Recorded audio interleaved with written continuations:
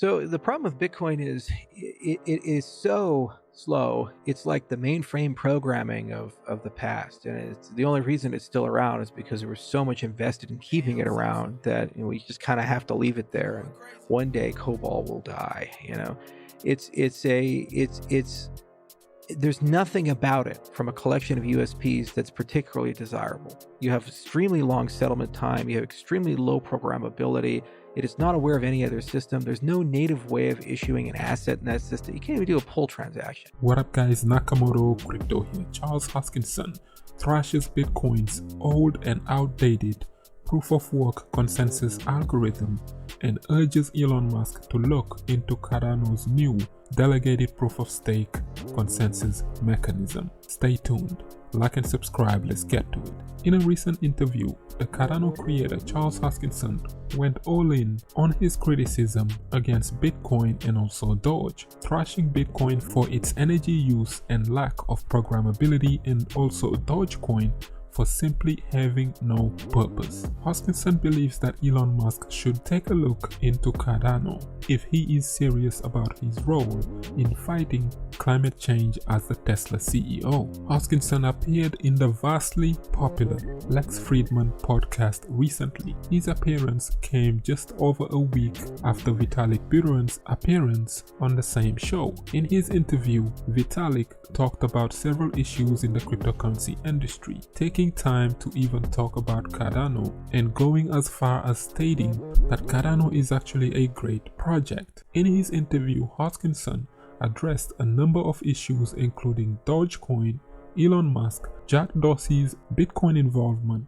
the failures of Bitcoin, Chainlink and Oracle networks, and more. On Tesla's de-alliance with Bitcoin, however, Hoskinson stated that if Tesla truly cared about alternative energy and sustainability, carbon reduction and carbon neutrality, then you cannot be in a system where there's no built-in mechanism to constrain energy consumption. That's where Cardano comes into the picture. Bitcoin supporters have claimed that there's a lot of wasted energy on the grid that can be directed towards the cryptocurrency. Hoskinson replied to that by stating that unless Tesla can make the case that somehow that the proliferation of Bitcoin is legitimately going to proliferate battery, solar and wind, then it's probably good for them to just focus on the most energy efficient cryptocurrency possible.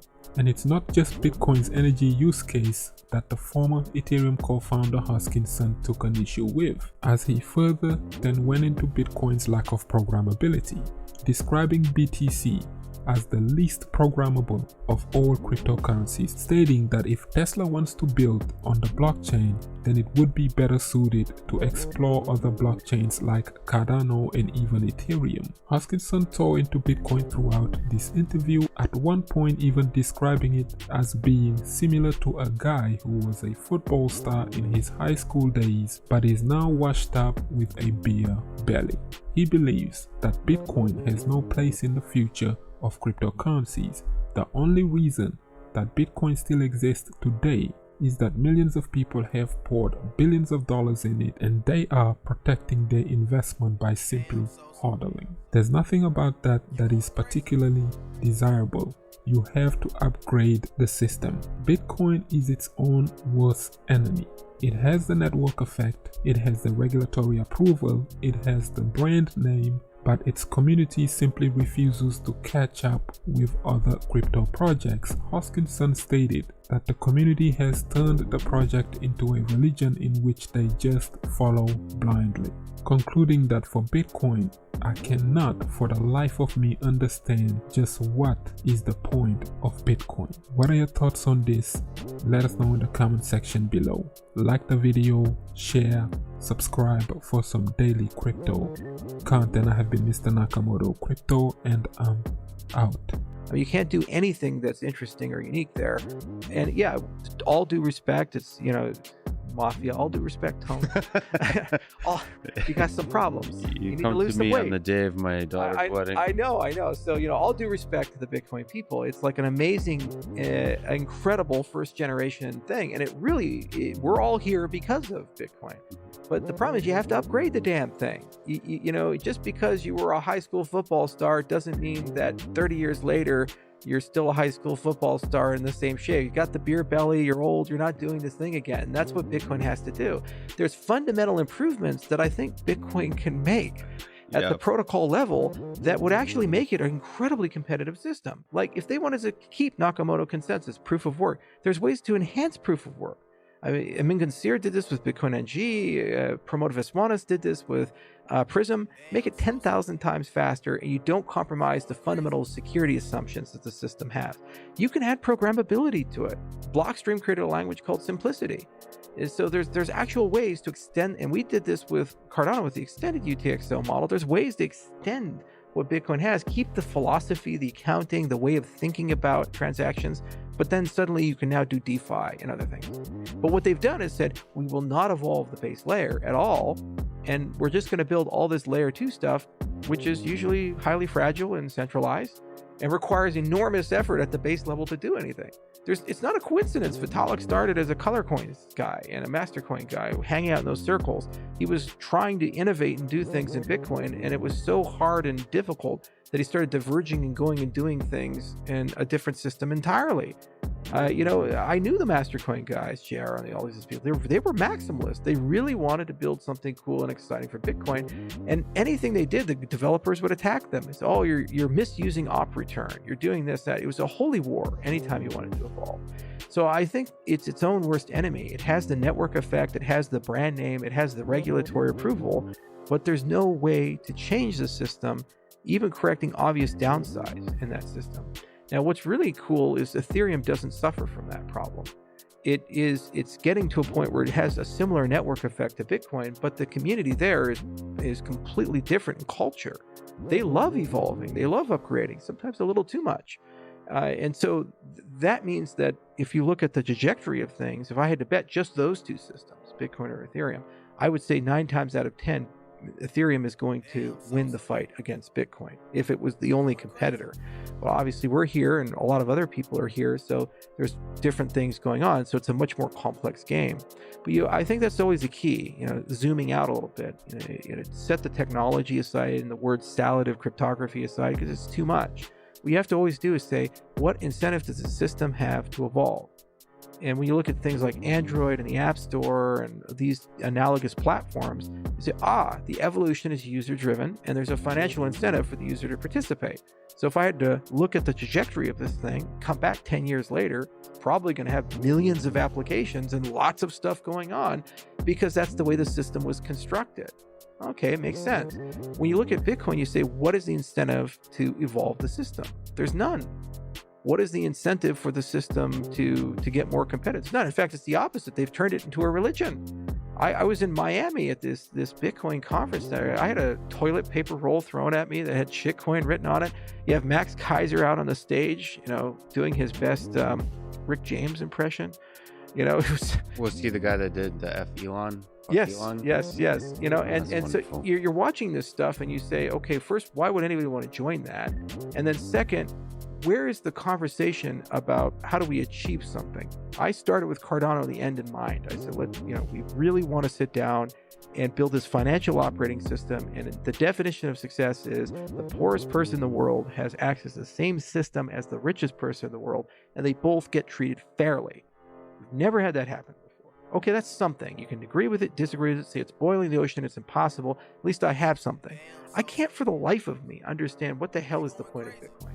When I joined the Bitcoin space way back in the day, it was, hey, we hate the dollar, and hey, we like gold a lot. Let's create digital gold. Let's build a payment system. And then it just kind of went all these different directions, and nobody can actually tell you what Bitcoin is for. It's a store of value, okay. There's some proof of work thing where maybe you're like incentivizing alternative energy to be produced. I don't know. It's like nobody really knows the philosophy. There's no direction. And they say, but don't worry, just buy and hold, and everything will sort its way out. I believe it's HODL. Yeah, HODL. What about the idea of digital gold? So trying to replace this particular physical material that is gold and transfer into the digital That's space. something. Okay, let's do that then. And just say that's all it does. Then why are we doing Lightning? Why are we doing any of these other things? You don't really need with, you know, a commodity, a digital commodity, high throughput.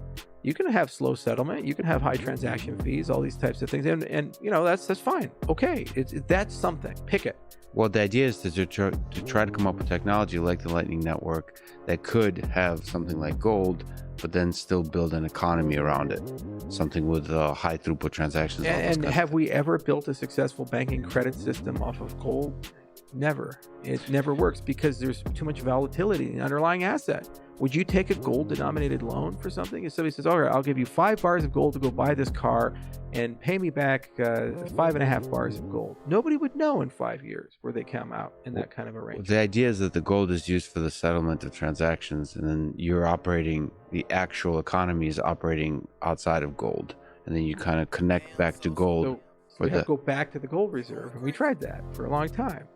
It didn't really work in a modern global economy. We had the Bretton Woods Agreement and all these other things. And so I understand what you're saying. And maybe there's some merit to that. But if that was really in earnest where they want to go, then the conversation should be about, well, how do we make it easy for layer 2 protocols to interact with Bitcoin? So why is simplicity not built into it? Why is it taking so long to do SNORSEGs? Why is it taking so long to do all of these obvious upgrades, which are cryptographically low danger? Also NEPA PALs, non-interactive proofs of proof of work. There's no cost to doing that. It's just a property of proof of work where certain puzzles are more special than other puzzles. And by noticing that, you can create these beautiful proofs that allow you to have sidechains and light client. It's not compromising security of the system. It's just something you get for free with proof of work. Those came out in 2016. There's derivative work fly client floating around. Where the hell is it? Yeah. This is the frustration that I have, is like, if you really are serious about this whole Lightning and gold economy thing, I love choice. I'm a libertarian by nature. I love competition. And, you know, I read all those books. I read Ludwig von Mises's work and Murray Rothbard's work. And I love what Hayek had to say about private currencies. Let's go try it. That's great. But then you have to have some focus and commitment as an ecosystem. And the excuse they use is, well, no, we don't, because we're decentralized. And because we're decentralized, we don't need that. As if there's some sort of guiding swarm intelligence that will naturally push the system in that particular direction. But then you ask, well, how do people measure the success of Bitcoin? Is it the fact that they've actually achieved lots of transactions and lots of actual economic activity and lots of businesses accepting Number Bitcoin? go up. It's the price. That's what they do. And that's the only thing they pay attention. That's why this is the most attended Bitcoin conference in history.